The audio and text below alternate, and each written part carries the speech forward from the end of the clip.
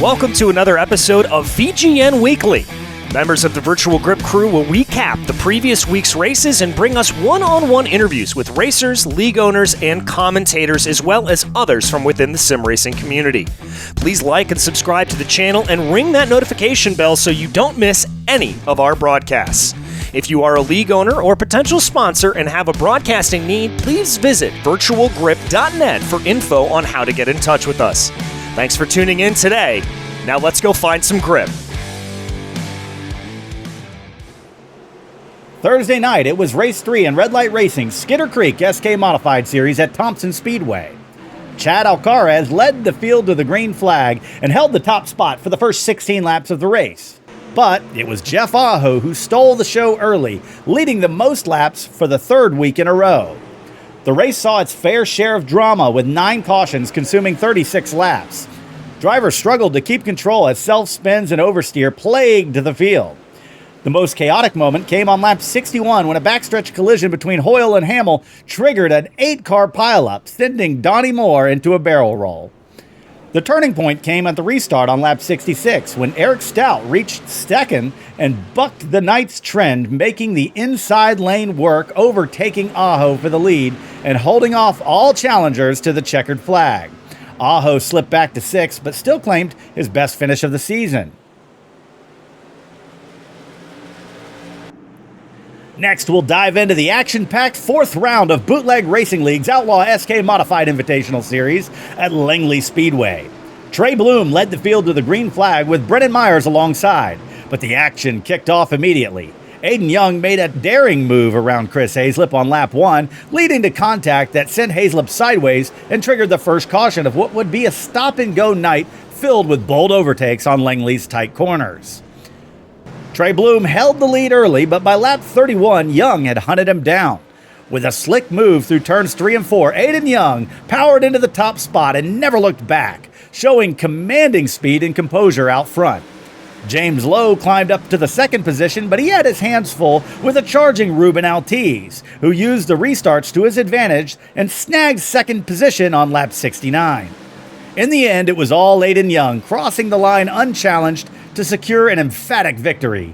The win vaulted Young to the championship lead, holding a 4-point edge over Donnie Moore as the series gears up for Race 5. The final event of the week on the Virtual Grip Network was the stars of the Bootleg Racing League's Late Model Invitational Series, who visited Langley Speedway for Race 4 of Season 29. Ed Springer led the field to the green flag alongside Canadian hot shoe Scott Negus. And it didn't take long for that Dayglow orange machine of Negus to get to the inside and take the lead away from Springer on lap 9 of the 100-lap event. One early caution slowed the pace, but the rest of the first half of the night was clean and green, testing the tire management skills of the leaders as Scott Negus and James Lowe stretched out a straightaway advantage on the rest of the competition. After a string of mid-race yellows, back-to-back race winner in the series, the number 70 of Ruben Altiz, moved to the inside of the 99 of Lowe for the 2nd spot with 12 laps remaining, and he set his sights on Scott Negus. But Negus would hold the lead and nab his first win of season 29 at Langley.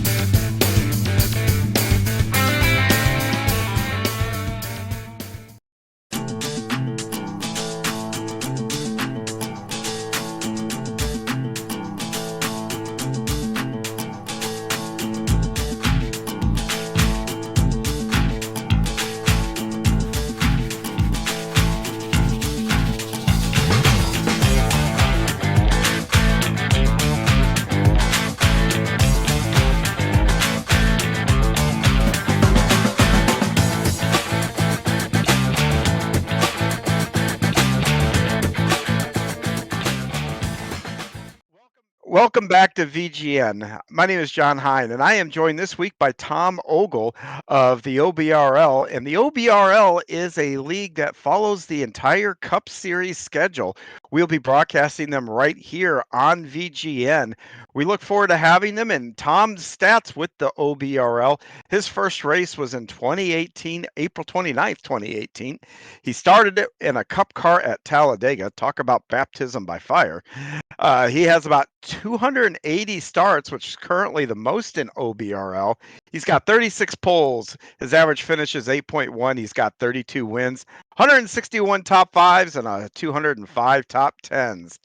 And Tom, welcome to the show. Hey, thanks for having me. Well, man, I tell you, I'm excited because I'm actually going to get to do color on your guys' broadcasts. And you tell me a little bit here. Let's start off here with you about iRacing. 2018. So that means you've been on the service for a while. So how did you find iRacing? And tell me a little bit about your iRacing background too. So I had raced for real, but like the cost and having a daughter that was getting up in age, playing soccer and stuff, I can't spend all day at the track. And I had heard about iRacing and maybe saw some clips, and I was like, you know what? Because I had ran like NASCAR racing 2003 back in the Papyrus days, and I was like, I'll give it a try. So I hopped on and tried, and I just had an old like Thrustmaster wheel and some pedals and tried it, ran some street stocks, and it was fun, and it was just as exciting, it is irritating, and it is as infuriating as like real racing. So then I told my friend Josh about it. I'm like, you got to get on there. Let's just try it. And I've just been on ever since. And then I did like official series races and hosted races. But then like when I found league races, I really like enjoyed it a ton more. It just kind of changes the whole feel of the service. It does, because then all of a sudden you start recognizing who you're racing with. You can actually race a lot harder, Yes. just because there's a trust built in there. So, yeah, league racing. Funny thing is BRL was the first one that I ever joined, and that ruined open session racing for me moving So forward. my first league I joined was a league called Winstell Cup, but I just picked the league and I didn't know anything about it, and I wanted to run certain cars. But I got in the league and like I was terrible. Like it almost made me want to quit. But I look back at and you notice some of the names in there, and some of the names that were in there were uh, like Ryan Doucette, who is kind of they were all like, there were 20 guys who were hot shoes, and then me being a knucklehead, not understanding how anything works.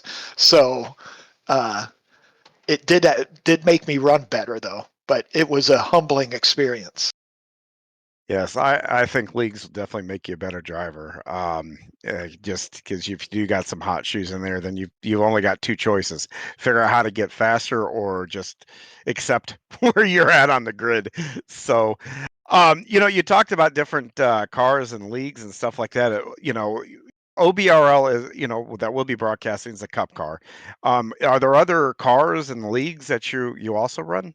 So OBRL does races 4 nights a week. Monday Oh, they wow. race ARCA or Gen 4, they alternate. Then Wednesday nights they run trucks or 87s. They alternate those season to season, like a 12-week season. Thursday they run Xfinity races, and then Sunday they run cups. So you could run 4 nights a week with just them, but I'm also in a modified league with a fella named Alan Wanamaker, Yesteryear Racing, that Yep. follows like the modified tour and races on the exact days and everything, or well, the week. And Yep. then I'm in another league with some guys from OBRL called Stars and Stripes that races Thursdays. So Oh, you uh, stay busy. yeah, it's I do. I probably, but Well, I'm afraid. I say that out of jealousy. Oh, okay. Yeah, I sometimes I can't, but like I commit to the. I'm like always, if I commit to a league, I commit to it and I do it and finish it. You know what I mean? Yeah, Uh, sure. the but I mean, what else? My daughter's at college. What else am I going to do? You know what I mean? I'm down here from 8 till 10. Gives my wife a break from me. She can like do something she wants to do without me asking questions or making comments. Yeah, it is funny. It's almost therapeutic in a way because I mean you kind of can get away and you can get into your own little world and I love that fact with Iris. It's like watching a really good movie. You go do something for a couple of hours, kind of forget about everything that may be going on around you, um, and then the night, at least for me, because you mentioned sometimes has it's all this frustrations and stuff like that, and coming from the real world, just like you. It scratches that itch. Tell me, for you, how do you, how close to what you did in real life? I mean, all the emotion, everything else. How close is it for you? The emotions is pretty close, you Hmm. know? I mean, and I race in VR, so like Hmm. you look around and everything looks like it. Now, I didn't race anything close to any of the cars on the service really, but like I'm just the pressure. Like if it's a late race restart with like 10 to go or a green white checker, like your heart rate's up and the stress of it is it's pretty darn close to like what you experience racing for real, you know. And also like if you get wrecked, you just walk up the stairs and pout. You know what I mean? Just like you used to when Yeah. you would, uh, while you're loading your car back on the trailer at Hilltop Speedway or something, and you're all pissed off. You're just whiny and grouchy, just like in real Yep. life, I guess. Yeah, I got dumped in a week on Friday, and I'm still irritated about it. So, Yeah. See. yes, it's very much real life. Yes. It just like real life.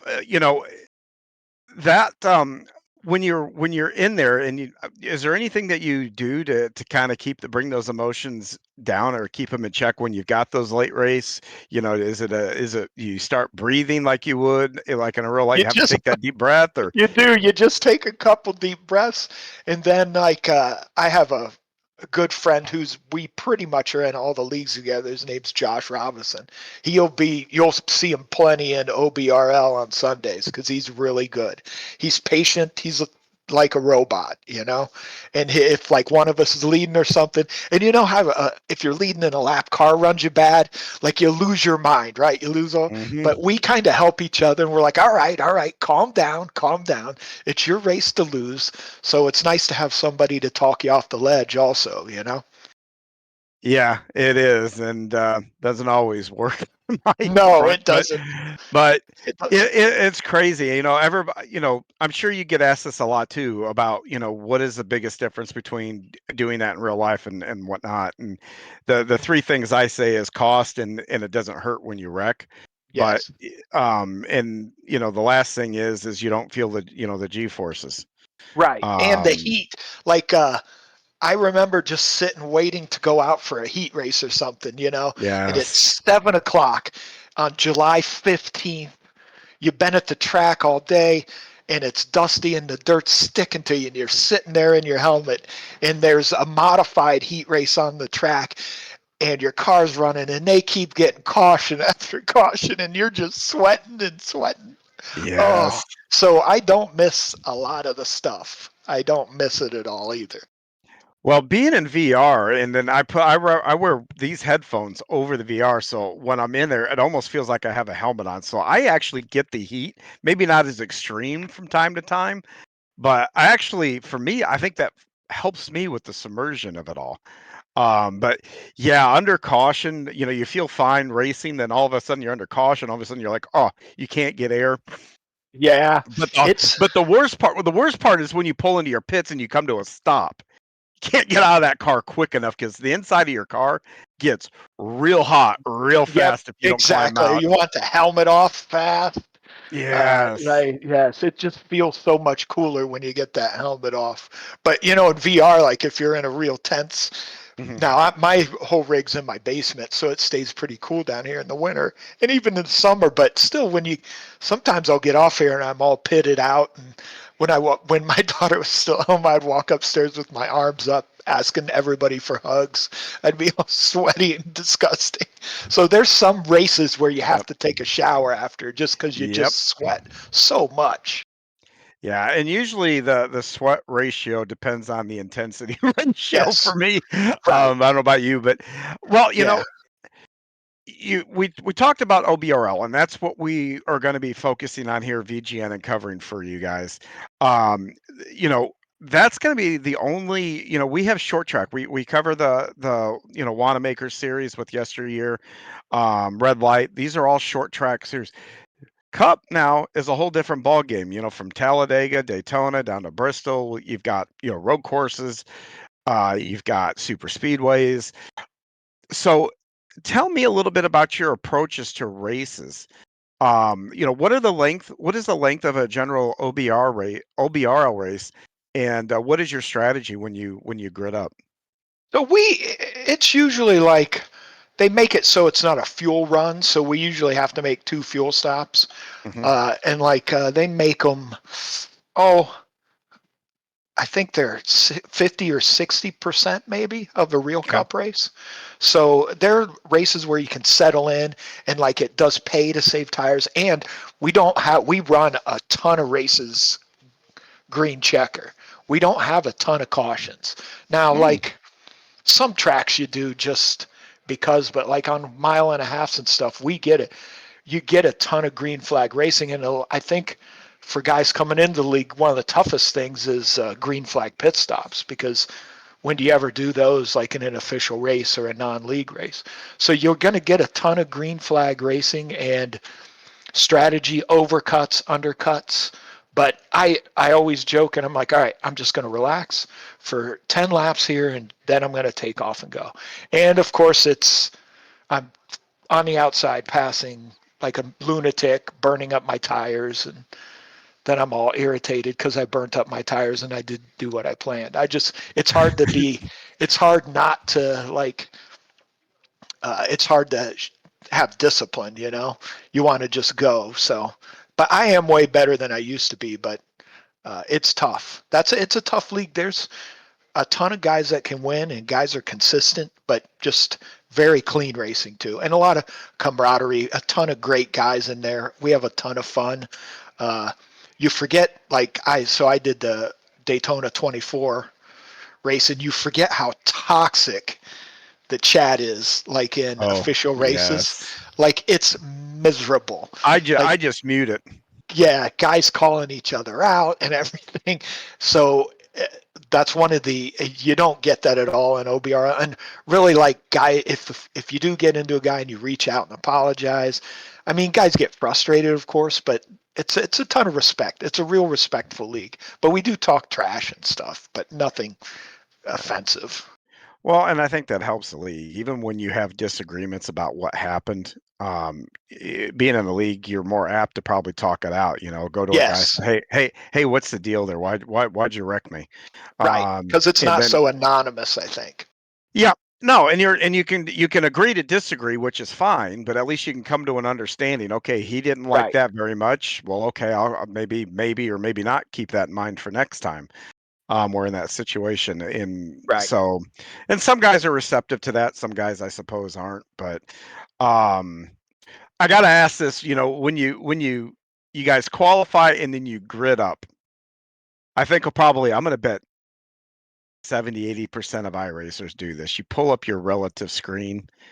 So who are you looking for when you do that? Are you looking for a friend? Are you looking for foes? Are you looking for a fast guy? Are you looking for a roadblock? What are you So usually looking for when you pull up my that when your relative screen first? my buddy Josh seems to win the poll about every race. Hmm. So I'm seeing how fast I got to run him down. And he's way patient, so you'll get by him, but then he drives right back past you. But there's a ton of good guys like in there, and there's no really anybody that you're like, oh, oh no, this is gonna be bad. You know what I mean? Uh, but like if you wreck in qualifying or something, it's funny. Like the guys in the back are racing twice as hard as the guys in Oh, the front. So yeah, but Tom, that's in any kind. I'll tell you that now. That's any yeah, kind of race, man. You that right. that those battles from like 8th to 15th. Oh my They're gosh. brutal. Yeah, Yes. 100%. Because let's say you speed on pit road, you can go from 30th to 15th really fast. But then that Mhm. 15th to 8th is brutal. Like your chances are you're not making it back through. And then 8th to 1st, it's really tough because everybody there is fast, you know? Yes.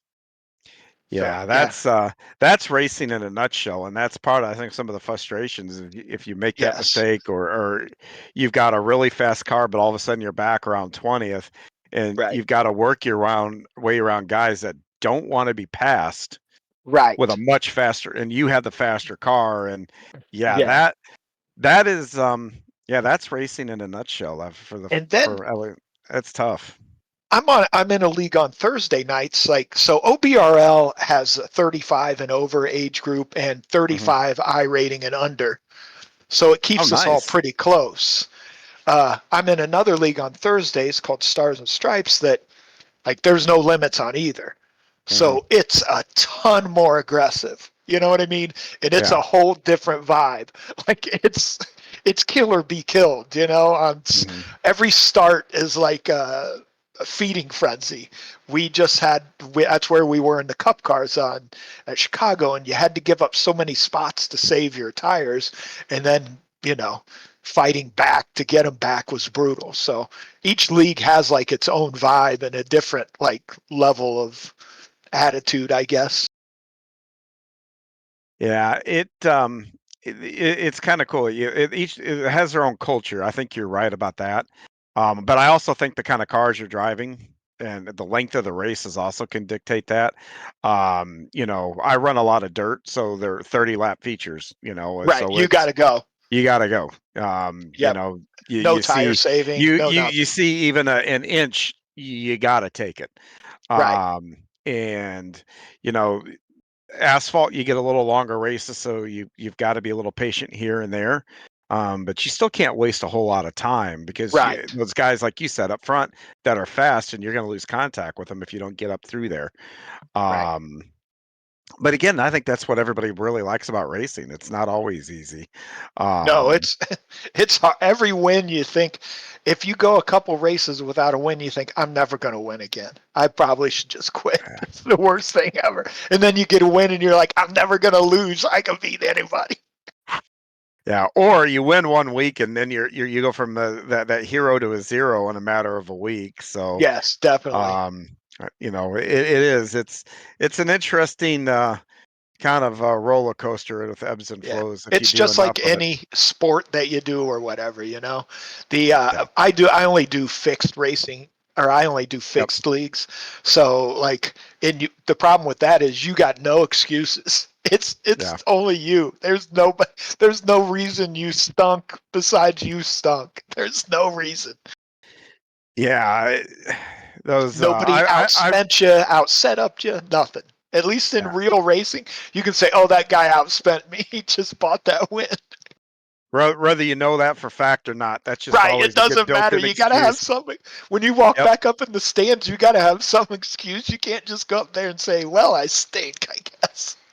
Yeah, in fact, you talk about aggressive racing, not aggressive racing. Fixed league seems to, I mean, you've got some guys that are aggressive in those things naturally, but I run a couple of open leagues, and again, they're both on dirt. But I'm going to tell you, the cutthroat in those, because I guess guys can custom their sets a whole lot more. You can't give an inch in those leagues, and while it's more intense, I think ultimately I have more fun with the fix because you don't have to put a whole lot of work into it. You can just plug and play, and Right. that's one thing that iRacing that's really cool that you can do the two different ones. You can do Um, that. You can plug and play, and like you can log in right before a league race and stuff. yep. But like you're not going to be competitive in most leagues because Yes. guys do put in time. Like I'll run an AI race like through the week just to get a feel for how tight the car is or what I'm going to have to do as far as strategy goes, just to get an idea. And then most of my leagues have like an hour of practice ahead of time. And it's funny, you see guys go out running 2 or 3 hot laps and then that's it. You know what I mean? And they're fast in practice, but then when the race comes, they can't go 30 laps and figure out what's going on. So, Yeah, it's funny. I've always called the practice because you got the times. I always called that the ego sheet, and I've never paid much attention because I at least practice. And I guess my question for you is, you get that hour of practice, you practice during the week. What do you do with that practice? Some guys want to go out and try to set the fastest lap, so they'll run 2, 3 laps, come in, reset, go back out, and they're always chasing that quick time or whatever for practice. What do you do during that time? So I'll go out depending where we are, and I'll run like say a 30 lap segment, run the top, different brake bias, and then I'll go in, check my tire wear, and see what my lap times are at the end. And then I got a couple teammates that we kind of share back and forth, and then I'll go out and run a different line with a different brake bias and compare the two and decide what I'm going to do for the race. And then I'll go out and run some hot laps and try to get top of the board and inflate my ego a little bit, I guess, like you said. But I That's try to all it run is. at It's an least ego sheet. I try to run at least 2 lap stints, Hmm. just to get an idea of where you are Hmm. and different brake biases and stuff. So, but like at Daytona, you just go run for fun and see how Yeah, many you just laps go. you can go on fuel. Yeah, you go stand on it. That's what you do. Yeah, exactly. I just pop in, see what they are doing. Well, Tom, we talked a little bit about you've got some real world racing experience. Tell me a little bit about that. Tell me where you were racing, what you were racing, and how much fun were you having doing it? It was a ton of fun, and at the time I should have enjoyed it more. But like I had a group of friends, and actually Josh Robinson, who races in OBRL, did it with me. I met him by putting a roll cage in his mini stock for him and just Oh, helping him nice. with his car. And then I raced local on Saturday nights, and sometimes I'd race. We had a speedway, it actually closed, called Lakeville Speedway. That was like, it was the craziest place you've ever been. You would win some nights and leave there mad somehow, It was just weird. Like you're like, I hate this place so Must have bad. been a I'm bow never ring. coming. Yeah, it was. But I hate this place so bad. I'm never coming back. And I'll see you next week. You know what I mean? That's what. But and then we would go. But then sometimes like we would sneak down. There's a place down in Crooksville called Midway that's real high banked and stuff. It's just and it's fun because you're there with guys you know and guys you like, and you're racing with the same guys every week. And you win some, you lose some, and you could put together a little mini stock for $1,000, and we were racing for like $250 a night feature. So if you win some features, and you can pay for your racing at least, As far as my wife knows, I would come out ahead every year. Yeah, that as far as my wife knows, that's my theme in iRacing. Never discuss how much I've sank into iRacing. Right, Um, exactly. I had a good friend who, well, when my daughter was born, like he would always come and watch me race. The nice thing about mini stock was he was like, "You should do this. You should do this on track." I'm like, "You know what? I'm not going to be here next week. Take my car and go race it." So he took it a couple times and raced it. It was obviously way harder than he thought, but then he wrecked it and tore it up. He goes, "I probably should just buy that race car from you." I'm like, "All right, just buy it," because my wife had my daughter, so I wasn't going to race anymore. So then he just bought the car and I helped him and we had a great time too. But just like hanging out with your buddies at the track and racing side by side with them and stuff. that is actually funny you say that. That's the thing that I probably absolutely miss 100% the most. It's not being on track and sliding a car around. It's hanging out in the pits. Hanging out with the Right, guys, driving up the road and finding a truck stop after the races and getting a bite to eat before we all head up the road to the next race. right. Um, Well, if you I were miss running that. late models, guys were way more serious than we were, though. Yeah. Those late model Well, guys are swapping shocks and plug tests and everything. yeah, there's many a truck stop where we Yeah, unloaded and started swapping over for the next race right there in the right. truck stop, and then Yep. and yep, yeah, it was a little bit of a different, but I miss that because you would have. I can recall 3 or 4 of us up there, and we're running in each other's haulers, pulling out springs or something else. Just everybody helping each other to get what they need for the next race, and um even though we're all competitors. I mean, can you imagine? I mean, the Eagles and the Redskins are playing right now. Right. Can you imagine somebody's like offensive tackle going down and someone from the Eagles offensive Right. tackle going down and the Eagles has a backup? Hey, you can borrow our guy. You know, Yeah. Right. That's kind of you what it's like at the it track. is. Everybody does help each other It out a it ton. it is, and it's incredible how that happens. And It's people, and it comes from people even when you some of that you might have wanted to relocate their nose the week before. right. If something happens where you or really something bad happens, everybody coalesces and helps each other, and Right. it You know, is unlike it's anything. even in the leagues in iRacing, like if a guy's struggling or something and he asks a question, most of the now at least Yes. OBRL is 100% this way. If you go into like general or you go into tech questions, especially like guys having computer problems, there's a ton of bright, sharp guys in there who can help you with your tech. And then, like, if you have a problem or like in practice, the guy will say, "Hey, what brake bias are you running?" You know what I mean? And I got no problem telling them what I'm running. Uh, Yeah. I just don't, and it's that way now. Some leagues are not that way. Uh, Thursday night, the Thursday night Stars and Stripes is kind of not that way, but it's like we said, it's a different vibe. Great league, good dudes in there, but everybody's way more like uh, kill or be killed. Yeah. The guy that I always like whenever I've done open races is a guy right as we're gridding. Anybody got a setup I can borrow?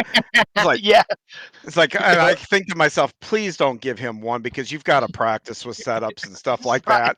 Or what It's brake like, bias are you running? And he's starting right behind you, and you're yes, getting ready to go into turn one at yeah, Martinsville. You know what I mean? And he's going to clean you out, lock up the brakes, and clean you out. yeah. Well, you said, one of your highlights was running at the Mini Stock World Championships, which is that was at Macon, I believe, which is up the road from me. And for those of you who don't know, I'll set the scene here. Macon Speedway is a bull ring of bull rings. Um, it's small, it's tight, it's fast. So tell me a little bit about that experience you had. So this was before like the internet was that prevalent. You know, you would see Hmm. stuff on message boards, but tracks weren't like there was no Twitter or anything like that Yeah. or Facebook.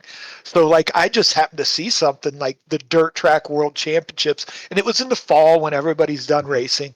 So I was like, we should go out there and run this. It's 1,000 to win, and that's like in mini stock world, that's pretty good money. Yeah. So uh, me and actually my friend Josh took our other friend's mini stock with him, and my friend who he drove for, his name's Ryan Pearson. He's a policeman here local. He rode with me, and we went out there to that track, and then these two brothers went. Actually, they race pure stocks now, and they're really good. Brandon and Josh Morrow went out with us. We all just headed out there. Now, this was back in the MapQuest days. So, Mhm. like, I MapQuested and it said like 5 hours, but it ended up being somehow like 7 hours out there. I Yeah, still don't you're know. not 5 hours from there. I'm like, it You're looks five like hour. it's only You're 4. 5 hours from Indianapolis. Yeah, I know. We Macon's just kept another two. driving. Right. Right, because we were out by DuQuoin and stuff. Because what was funny is, so they were You were in racing the next day. DuQuoin. I What mean, were you doing that south? it was far. It was kind of close. I mean, I saw signs Wow. for DuQuoin. I'm not very good at Okay. geography, Okay. which anybody in OBRL will tell you. But we just kept driving. So we get there, and there are cars pitted everywhere, as far as you can see, and it's freezing cold. Like the wind, it is so flat out there. I mean, there's not a Yes. hill forever. Like wind, we were feeling the wind from a week away. Is how That cold it was. that would be Illinois for you. Yes, it was, but and that track was like black dirt, and I saw like Hmm. I'll never forget they had the track records up on the wall, and like 9 seconds was a Yep. sprint car. Yep. So They we got go that. out, They get their dirt from the riverbeds out there, so that's it's where the dirt. black, Yep. black as coal, and I'm watching like they had hot laps and stuff. I watch, and there's guys like flinging it in there and busting right rears and flipping in practice because it's so small and tight, and like you get ran into in practice and stuff. I'm like, this is going to be a long one. So we ran like the heat races. Then my buddy had to run the B, and he made it in, but it's so short of a track. Like if they line you up single file for a restart, like they would restart us like off of 2 on the backstretch around a cone. Like if you were in the back, you're still on the front stretch, and you look over and there's guys going on the back stretch. I'm like, I can't believe this is even a thing. It's like a video game or something. I don't know what the heck's going on. And then the flagman is in the middle of the track, so you never really know what flag is out or whatever. It's crazy. So we went out there, and all of us made the show. One of the guys wrecked, but the funniest thing is my buddy's car had yellow bumpers. And I'm not kidding you, like every corner I would go into, I would see parts off of his bumper like glowing in the dirt. I'm like, God, he's destroying that car. But I ended up finishing 7th, but I would never forget. I went up to get paid expecting, I don't know, what would you think, $200 or something? A little bit for the gas. I got a check for $60. And I was like, dear God, what did I do? Well, but that was worth it for the memories. It was and all fun. that. It was fun That because they track. raced modifieds there that night. Yep. And I couldn't believe they raced modifieds there even because it's so tight. And I just watched a Lucas Oil late model show from there on Flow like last year, and it's crazy. It's I can't believe anybody goes there to race. I've run a super late there a handful of times. Why would you do that? Do you just not like your car? Do you want I'll to tell you. buy a I'll bunch tell of you sheet this. metal? First of all, you unload, and you know that you're just going to bend half the stuff underneath your car.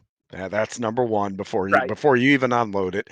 But it is a lot. It is a lot of fun because it's a track where you're incredibly busy in the car, but it is so much fun to drive because you start dancing in the seat. You're working your feet, your hands, and you're moving around in the seat, and you get into a rhythm there. And it's such a great little track, and it's one of the few you want to talk about, side force and getting through those corners. It's one of the few where I've knocked the right rear off the bead, just in the corner, not hitting a rut, just right there in the groove, knocking it off the bead.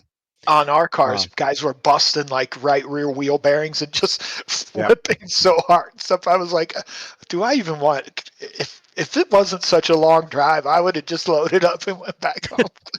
I knew it was going to be bad. But What was your first impression before you even got on the track because everybody gets out and they'll walk up and take a look at the track. What was your so first reaction when you I were was able to just, look at the track? I walked up and I looked and I'm like, this is like a miniature Bristol because there's a stands the whole way around it. Yep. Like you're encased in grandstands, which was pretty cool. And then I got to look and I'm like, man, this is pretty high banked. And then I Mhm. noticed the flagman in the middle, but when the race was over, the checkered was out, but it's still green. And of course, the flagman being in the middle of the track, I didn't see him. So I'm like, oh, I ended up 7th, so I must have been 7th. But I'm like, oh man, all of a sudden I'm way better than everybody else because I was passing like 3 or 4 guys because the green light was still on, but it turned out the race was over. I Yeah, the was like, first oh, time I ever walked into that joint, I was like, "Let me get this straight. We're gonna go in here, and we're still gonna make it out the other side down the backstretch." It 24 was a little, cars. yeah, it was a little daunting the first time I went in there. So, but Yeah, it great, it was. great little track, and what a cool experience for you for that to go in there with that, and who cares about the money, man? You're able to Right. say you finished 7th in there. Uh, Yeah. Yeah. I yeah, mean, it was a ton of fun. yeah, It's fun, and it would be good on iRacing because when your car got destroyed, you could just turn off your rig and go upstairs yeah. and complain.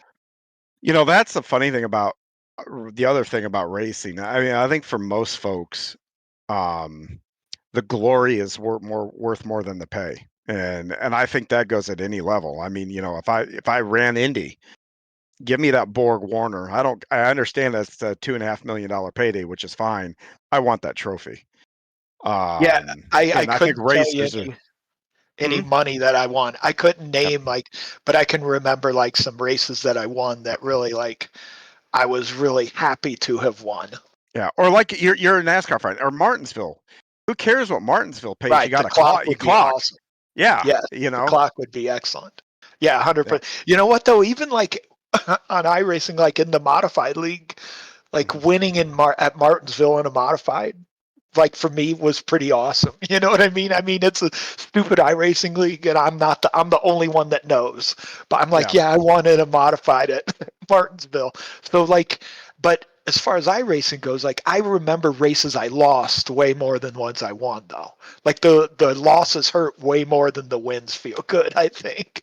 Yep, that's the same. But there's some leagues out there that give trophies and stuff, and I've Yeah, yeah. gotten several trophies. I've got them up and whatnot. So you The know, modified league they gave a really awesome championship trophy, but I mhm. missed a race. I won a ton of races and ran good and stuff, but my wife had a work trip to Denver that I went to, so I missed a race, and it was so close competition in that league that it ended up costing me the championship. But yeah, um, that would they gave a old red boot out, which oh, how cool! doesn't sound good, but it is a cool trophy. Any trophy is a cool trophy. Yeah, exactly. Right, So exactly. well, the mini stock, and then you dabbled briefly in a limited late model. Yeah, Wasn't it when ideal? But I was terrible. So I lived in Connecticut and I worked at a car dealership, and the owner's son decided he wanted to race. Now I was close to Thompson. Mhm. We were close to Seekonk and like Stafford, and and this was back when they would race at Thompson on Wednesday nights. And here's how long ago it was. Steve Park would come there and race his modified and they were called pro stocks then, which they Mhm. were like a stock front sub late model. And so the mechanic that worked on the car, the owner's kid just didn't want to mess with it. I was like, you know what? I'd like to mess with that. So I was the sales manager. So he would work on the car and I'd help him one night a week, and we would go up there and race at Thompson on Wednesday nights. But we were so terrible. It was so bad. We weren't prepared. We didn't know what we were doing. It was garbage. We'd get lapped and everything. My claim to fame is I was holding up Steve Park. He was leading the race and he was lapping me, and he put me right in the fence going into three and about destroyed the car, but I deserved it. So that was about my extent of my Thompson racing. You know, Thompson's probably one of my least favorite tracks to race on in iRacing. I like driving on it, but racing it. Um, so how close? I mean, is are the grooves the same there in real life? Yeah, they kind Really? of you can run a little bit more. Now, keep in mind this was like in the 90s, right? Hmm. So they repaved and they patched it and stuff since then. But like Stafford is way different because you can run the bottom like below the white line at Yeah, Stafford and it sticks. helps your car turn. Yeah, and at Thompson it kind of does, but at Thompson they run way more like you run up against the wall a little bit more. You can run the top better, you know what I mean, in real Hmm. life. It seems like the cars have more side bite, I guess you would say. You know, just like in iRacing, for me on dirt, the cars just don't have any side bite to make them racy because you can't hardly race next to each other in dirt. That's kind of why I don't do it. But they have more side bite, I think, in real life there, if that makes sense. Yep, gotcha. Um, that track, one of those historic, man, that's a lot of historic tracks up there that you're around. Oh Not yeah, only there, but even when you go over to Ohio from where you're from, you're in the Blaney Hoddenchild yeah, area of our Ohio now. hometown boys. Uh, Sheldon, and Jack are right here from my town, and Yep. then all the Jacobs, Kenny, and all of them, Kenny, Yes. Dean, they're all right the next town. Actually, I see Dean Jacobs all the time at his. He visits a shop across the street from my car lot, and Mm. like you just see him out and about. And Brad Doty is from here, and who he I was a didn't know big. Brad was from there. Yeah, he's from right here too. I went to school with his sister. So I mean, this is Oh, wow. big time sprint car driver territory Yes. here. Yes, it is. You got Waynesfield that's out there. You've got That's Sharon's not too far from you, is it? it's about 2 hours. It's right across the border in Pennsylvania.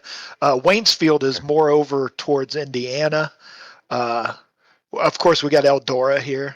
Yeah. Um, Raceway 7, which is up by the lake. Yep, up at Conneaut, or how do Yep. you pronounce that And town? Conneaut, we yeah. used to have Mansfield, and it was Yep. pavement, and I raced many stocks there.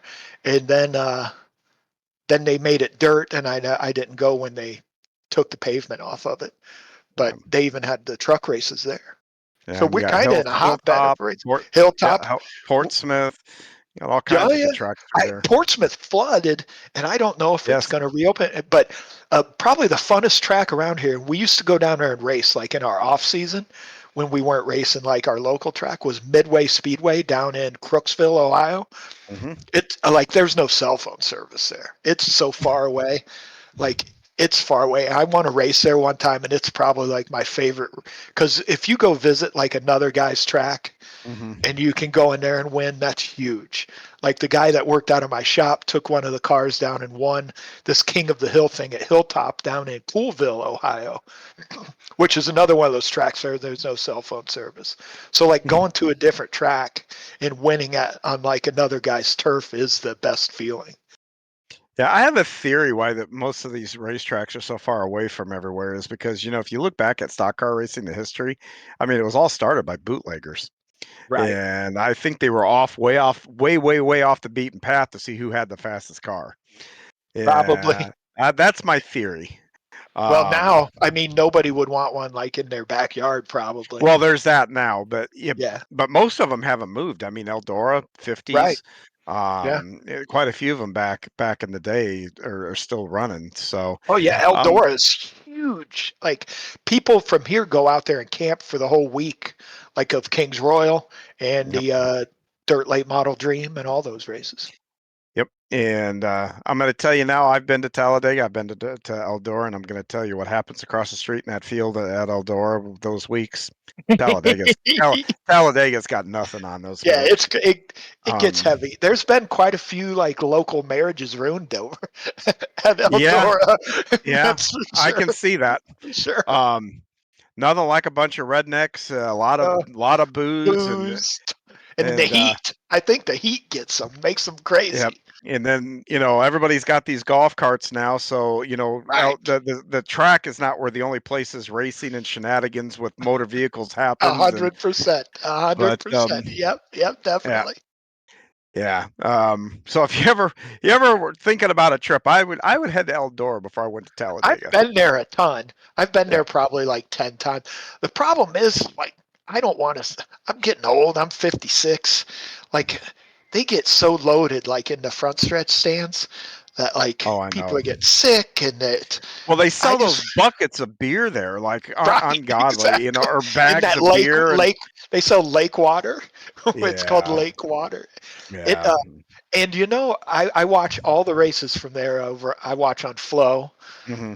and you can watch so much that like again, I'm just lazy, I guess, and the thought of driving 3 hours watching a race and driving 3 hours back all dirty, it's hard for me to get convinced to do Yeah. it. Well, I've been there as a driver, and I've also been there as a fan, Oh, and I'm going to tell you that in your late model?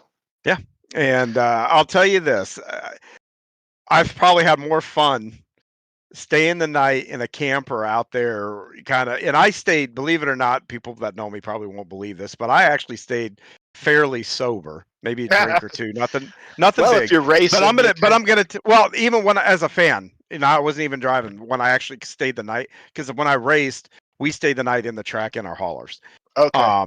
But when I've stayed out there as a fan, the stuff you can see, and if you stay sober to watch it, I'm telling you, you're going to be more entertained than anything you'll ever find on TV, anywhere, anytime. So, That's what everybody says. Like you gotta stay. I've never camped there. I went there years ago with buddies of mine, but I drove back.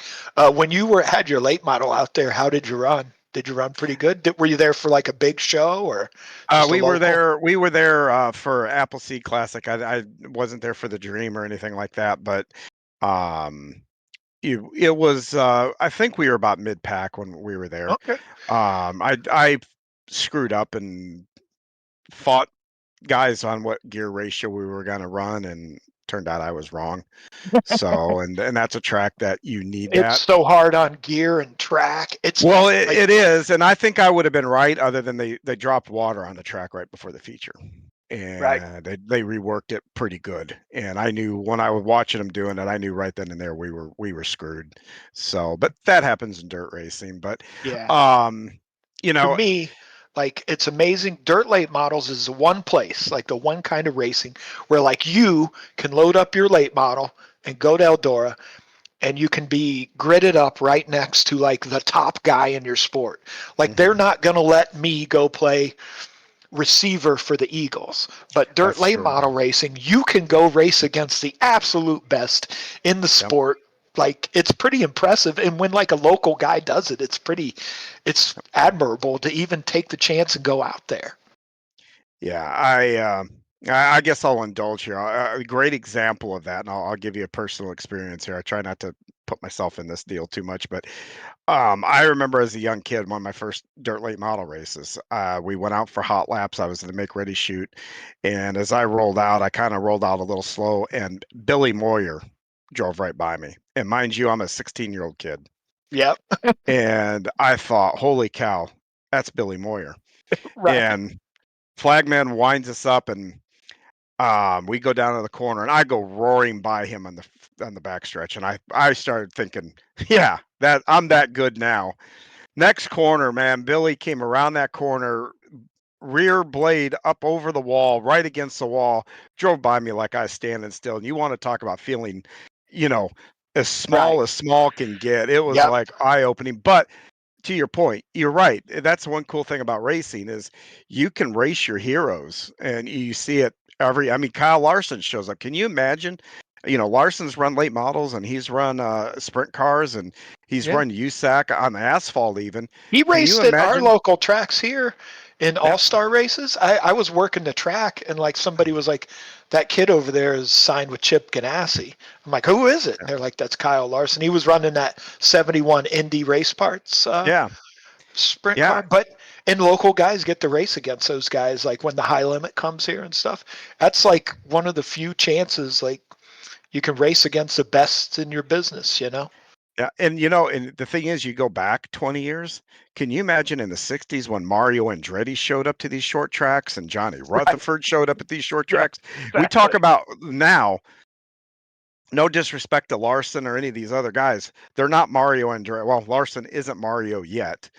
But man, that's a great point that happens a lot in racing. And even if you go out to Kalamazoo Speedway, I've gone out there to watch the Kalamazoo Clash, and you've got Kyle Busch out there with your local guys from there, Right. Well, the Chili and Bowl was just like that. The yep, the Chili Chili Bowl Bowl. this year Yep. was crazy with the guys in the Q mains trying to make the show. Yeah, I mean Kyle was back there in the E and F Yeah, main, I think, yeah. so you're right, Christopher and that's Bell, all those guys are out there. So I mean, it's one of the few sports where you can do it. Now, obviously, you probably don't have their level of equipment, but it's still pretty impressive. oh, you're still sharing the track with them. That's a cool thing. I mean, like you said, if you play baseball and stuff, hey, I'm playing with Derek Jeter this week. You don't. That's not happening. Right. And that kind of Yep. thing. Exactly. But well, you also mentioned your car lot. I kind of want to shift gears here a little bit about what you do for a living. Tell us about your car lot. Where is it at? It's here What do in you sell? Worcester. Okay. I sell imports like Hondas, Toyotas. Okay. Uh, I do some wholesaling stuff too, but it's just me. I'm a one man show. I buy Hondas, Toyotas, stuff like that, and You have a just website? clean them up. Yeah, I just have Facebook page, Ogle's Auto Sales. Ogle's Auto Sales. So everybody go Yep. out and give that a like there on Facebook. Yeah, that would be good. Um, so very cool. What's your most exotic car, I guess, foreign that you got then? I got a Toyota Prius C right now. Prius. That's pretty nice. So no Jaguars or Ferraris I or. won't. I don't need anything that causes me stress. I actually Fair have a. enough. I sell some Miatas. I buy them for myself because I Oh, how like them. cool. But everybody makes fun of them all the time. In OBRL, actually, you'll see them. Actually, they coined me and Josh Team Miata in there, making fun of it. So we just kind of rolled with it. But I have one of those that I keep just for myself to drive on the weekends. But other than that, I don't get too exotic because while it's fun, there's just not much money in selling them, and like all those exotic cars are just you got to work on them all the time and stuff. Yeah. I like What to keep about? it simple. Well, how about then about your family? Are you married? Yeah, my I've been married my wife for about 22 years, and I've got a 20-year-old Congratulations. daughter. 20-year-old daughter out at Bowling Green going to college. So yeah, we're on the down. We're kind of empty nesters now, so we get to kind of do what we want. And I got a couple dogs, and I lead a pretty dull, boring life and watch some NFL. I'm miserable with the Browns, and I try to catch as much stuff on Flow Racing as I can see and Dirt Vision. So yeah, kind of boring life, I guess. Well, I have to ask. This is kind of a personal ask, I guess. My wife and I are looking, getting closer to that empty nester scenario. I can see that light at the end of the tunnel for that. So, what's your piece of advice you can give someone like me that's about to be an empty nester? Boy, like the first, so they'll leave on like a Saturday, right, for college, Hmm. and you'll get home from work that first day from work, and your house is going to be like so quiet, and it's going to be so weird, and everything's going to be like completely off kilter, right? Because if you have kids in the house, there's always activity, there's always Yep. noise, always even if it's bad noise, you know what I mean? They're Yep. always rolling their so And, then they're gone. and silence usually means It's something's up. you walk in the house, right? And if my wife and daughter are both here and it's quiet, I know that bad things are happening. And I actually just want to close the door real gentle and get back in my car and leave if they're both, because then if they're fighting with each other and I get in the middle of it, then it does unite them against me. Like they find a common Yes. enemy in me then. But and then after a while you're like, boy, this is so you get home and what do you want to do for dinner? I don't know. We don't have to do anything. We can do whatever we want for dinner. You know what I mean? It'll be like a shock. I want to go out Friday night. What's my daughter's Jamie doing? It doesn't matter what she's doing because she's not here. So I mean, uh, Yeah. you'll figure you get right back in your groove. So then they come home and you're excited for them to get home, but then you're like, boy, when are you are you going back soon? Because Yeah. we kind of like having the house. So you'll figure it. It's easier than you think. Yeah. We've already started having those conversations Yeah. because it's How like, old are oh your my God. kids? My oldest is going to be 21. Okay. Coming next year. She just turned 20. I've got 18, and then I got 16. So, like I said, Oh, we okay. still got You're a couple of almost years. done. Yeah, we're almost, but we've probably got a few years yet. But we've already started having those conversations. And the back of my mind is, oh my God, we're going to actually have to talk to each other now more often. I wonder if we'll Yeah. get along. My wife and But I always got along great, and she yeah, like so do we. gets is like in on the joke, and like she's glad that I have hobbies, and I'm glad she does her own thing, but we Yeah. like to spend our time, we enjoy time with each other too, so it just opens that up, because when you have kids, like you're always doing stuff, and then you wonder, what did I used to do with all my free time? So then once they're gone, you can figure out what you did. Yeah. It's the identity Yes. thing that we think about because you're a parent and you go Right. back to being a couple. And Yeah. we've talked about that a little bit. And thank God, like you, we've always gotten along. I've always joked Yeah. and said, if there's ever a divorce attorney in my life, it's going to be, there's a thermostat that's going to be involved, because I think that's really what our biggest fight is about, is over the thermostat. Yeah, So, exactly. Well, that's really good. That's good. But yeah, yeah, you just kind of figured out. It's just like it is truly a different stage of life, though. yeah, But then also the funniest thing is we still have friends who we have a group of friends and they still have kids in school and they'll be talking about stuff going on in school.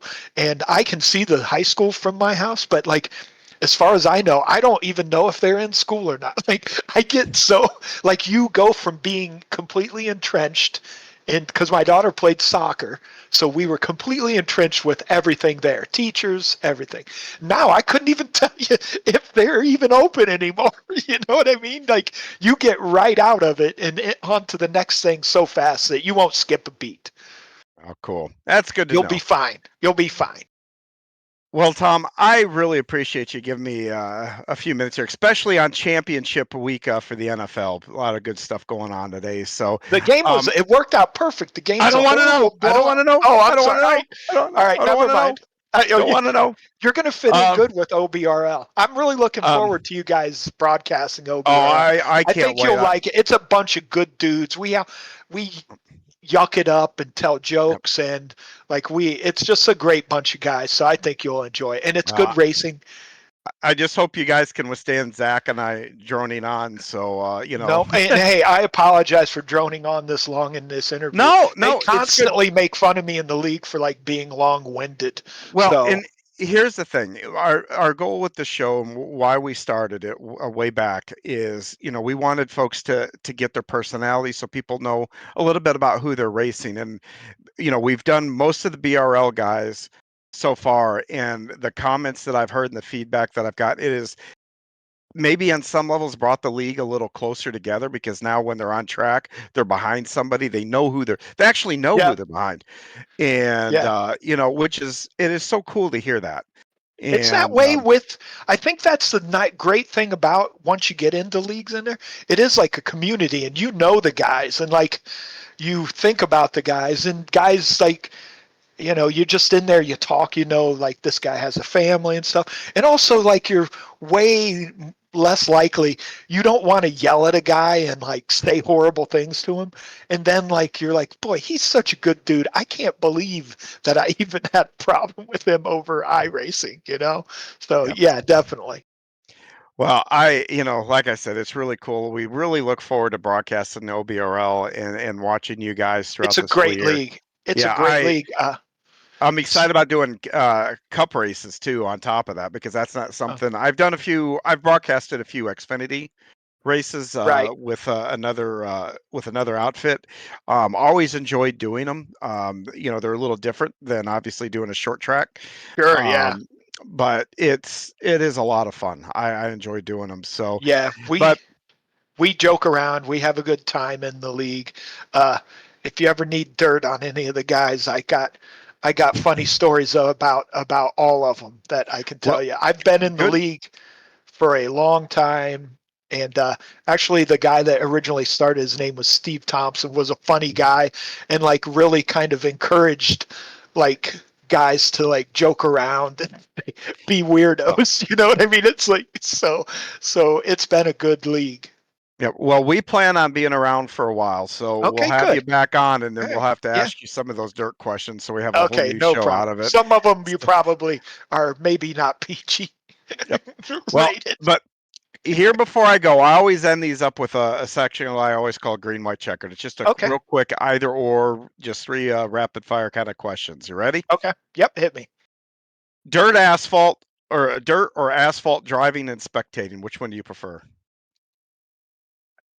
Dirt spectating, asphalt driving. Next one, this one's going to hit close to home, so forgive me. Would you rather have Deshaun Westbrook or Edward Scissorhands as QB1? Edward Scissorhands. Less Look, legal problems. oh, oh, yes, yes, yes. And the last one I'm going to do for a fellow commentator here at VGN was but let's see if you can get this one. Marianne or Ginger? Well, my mom's name is Ginger, so I'm probably going to go Marianne just so it's not weird. And do you know where that's from? Charlie's Angel. No, it's Gilligan's Island. Gilligan's Island. Thank you. I was going to say Charlie's Angel. No.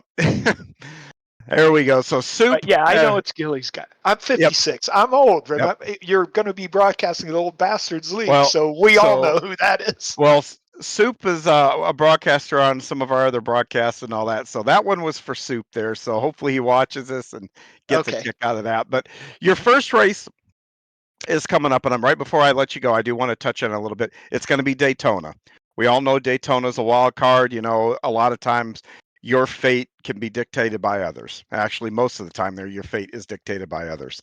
What is your strategy going into that race, and you know, how do you prepare for that race? Because, you know, you talk about practice.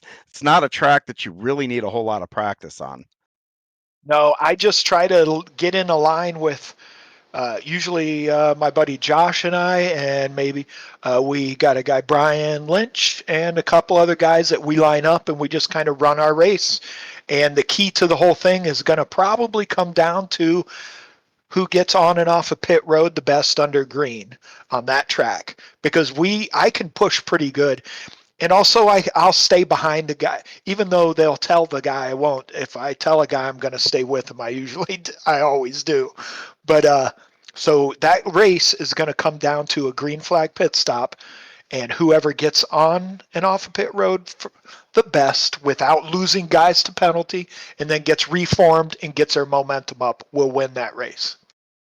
Well, that's what we'll look forward to then, and I cannot wait to broadcast it. And once again, Tom, I want to thank you so much for being a part of this week, and I can't wait to see it come out, and hopefully we'll have you back before too long.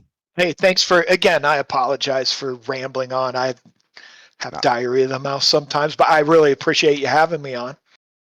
Well, awesome, buddy. Well, we'll see you in a couple weeks at Daytona. Okay, great. Hey, thank you. Have a good night. Yep. From all of us here at VGN, we want to thank you for watching, and we will see you next week. So until then, have a great week.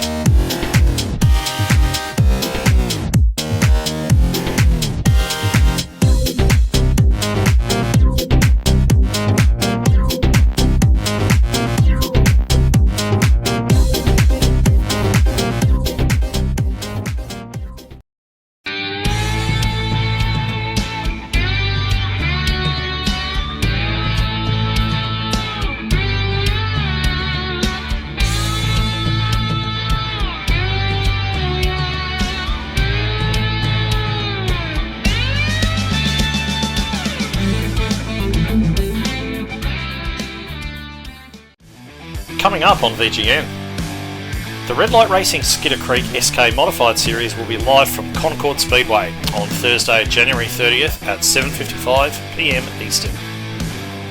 The Bootleg Racing Modifieds and Late Models from Stafford Motor Speedway will air on Saturday, February 1st at 7:40 PM Eastern. On Tuesday, February 4th, VGN Weekly will air at 9 AM Eastern with race recaps, interviews and more. And coming soon to VGN, the OBRL's NASCAR Cup Series will begin its 36 race schedule on February 16th. The inaugural Yesteryear Racing IROC Series will fire up on February 18th, and the VGN debut of Yesteryear Racing's 1966 Tour Modified Series will kick off on February 25th.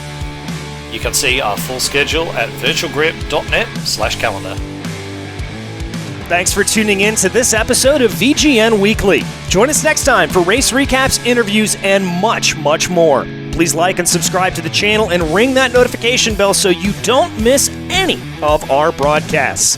If you are a league owner or potential sponsor and have a broadcasting need, please visit virtualgrip.net for info on how to get in touch with us. This has been a production of the Virtual Grip Network and the Skinner Creek Motorsports Group.